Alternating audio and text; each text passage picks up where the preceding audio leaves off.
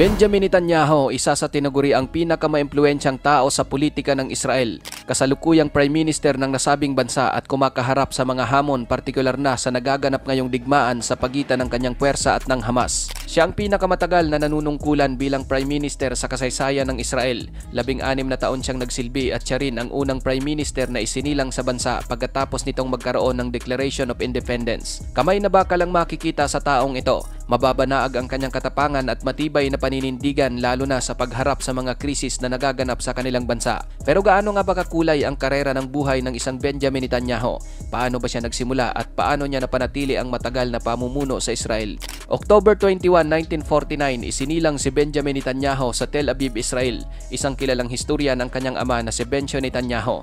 Pangalawa siya sa kanilang tatlong magkakapatid na kung saan ang kanyang nakatatandang kapatid na lalaki na si Yonatan Netanyahu ay isang special forces na napaslang sa panahon ng Israeli military operation sa Entebbe noong 1976. Nagkamalay at nag-aral ng elementarya si Netanyahu sa Jerusalem kung saan nakita ang ilan sa mga kopya ng kanyang pagsusuri nung siya'y nasa ika-6 na baitang na siya ay isang batang magalang, matulungin, responsable, maagap, palakaibigan, disiplinado, masayahin, matapang, aktibo at masunurin. Ngunit sa pagitan ng 1956 at 1958 at mula 1963 hanggang 1967, ang kanyang pamilya ay nanirahan sa Estados Unidos sa Cheltenham Township, Pennsylvania, kung saan dito na rin nagtapos ng high school si Netanyahu.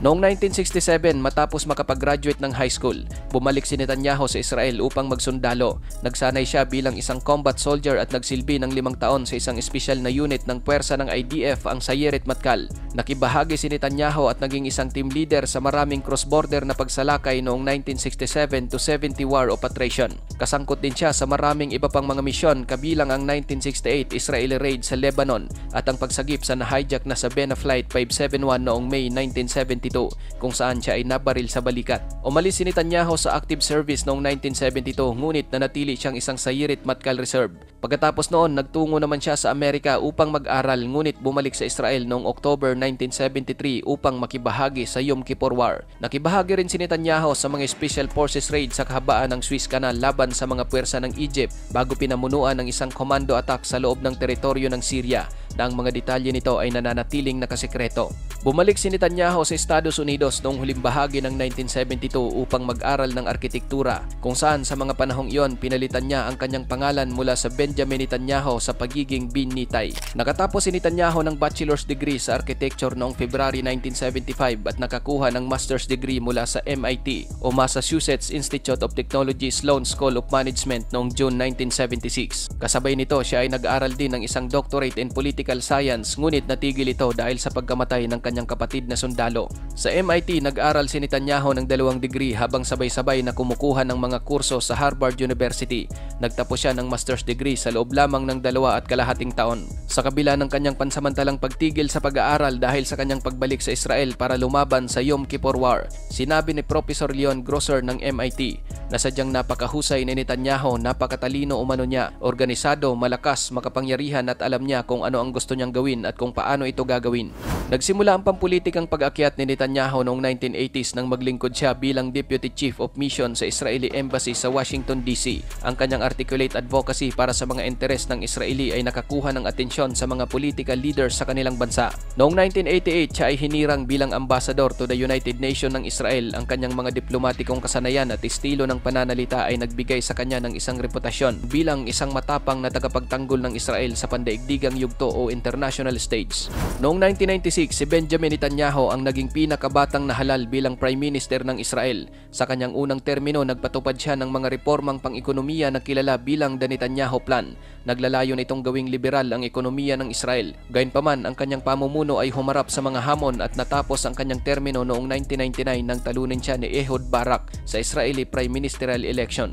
Sa kabila ng mga pag-urong, si Netanyahu ay nananatiling isang kilalang tao sa politika ng Israel.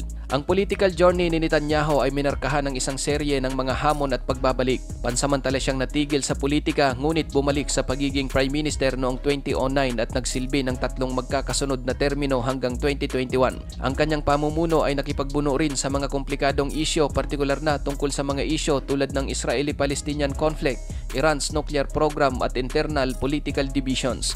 Gayunpaman, ang katatagan at ang pagiging mahusay ni Netanyahu ang nagpanatili sa kanya bilang nangungunang political figure sa Israel sa loob ng mahigit 2 dekada. Si Benjamin Netanyahu ay 3 beses na naikasal sa iba't ibang babae. Una siyang ikinasal kay Miriam Weizmann na nakilala niya sa Israel. Nagkaroon sila ng isang anak na babae na pinangalanan nilang Noah. Noong 1978, habang nagdadalang tao noon si Weizmann, nakilala naman ni Netanyahu at nagkaroon ng relasyon sa isang British na estudyante na nagngangalang Fleur Cates. Na-divorce ang kanilang kasal ng kanyang unang asawa nang malaman nito na mayroong ibang karelasyon si Netanyahu. At matapos noong 1981, pinakasalan niya ang nooy kolehiyalang si Cates, ngunit nauwi rin sa divorce ang kanilang kasal noong 1988. Sa pangatlong pagkakataon, nakilala naman ni Netanyahu si Sarah bin Archie na isang flight attendant. Ikinasal sila noong 1991 at nabiyayaan ng 2 anak na lalaki. Pagdating sa mga foreign leaders, marami sa mga ito ang personal na kakilala at talagang matalik na kaibigan nitong si Benjamin Netanyahu. Halimbawa, mayroon siyang malapit na relasyon sa Prime Minister ng Hungary na si Viktor Orban. Magkakilala ang dalawa sa loob ng marami ng mga dekada dahil sa pribilehiyong relasyon sa pagitan ng Likud Party at EPP o the European People's Party. Malapit na kaibigan din ni Netanyahu ang nooy Italian Prime Minister na si Silvio Berlusconi at maging ang Russian President na si Vladimir Putin ay mayroon silang tinatawag na warm relationship at personal friendship. Sa libro nga noon na isinulat ni Netanyahu noong 2022, inilarawan niya si Putin na isang matalinong tao, sopistikado at nakafocus kung ano ang kanyang goal. Matagal na ring magkakilala si Benjamin Netanyahu at ang dating Pangulo ng Amerika na si Donald Trump. Katunayan, ang ama ni Donald Trump na si Fred ay kaibigan din ni Netanyahu simula pa noong nanirahan siya sa New York noong mga 1980s. Ngayon mga kapatid, habang tinitignan natin ang kwento ng buhay ni Benjamin Netanyahu, napakahalagang kilalanin ang pangmatagalang epekto na mayroon siya sa pampulitikang tanawin ng Israel. Hinahangaan mo man o pinupuna ang kanyang mga patakaran, hindi pa rin may pagkakaila ang hindi matanggal na marka na kanyang iniwan sa kasaysayan ng Israel. Sa kasalukuyan, si Benjamin Netanyahu pa rin ang punong ministro ng Israel. Siya pa rin ang leader na patuloy na nagbubuklod sa mga Israeli at kasamang nakikibaka sa kasalukuyang krisis na nagaganap sa pagitan ng kanilang bansa at ng Hamas. Ikaw kapatid, ano ang masasabi mo sa topic na ito? Para sa iyong opinion, i-comment mo na yan sa ating comment section sa ibaba. At kung nagustuhan mo naman ang video ito, paiwan naman ako ng like at pasubscribe na rin sa ating munting channel. Maraming salamat sa panonood, hanggang sa susunod na naman ating upload. Peace out!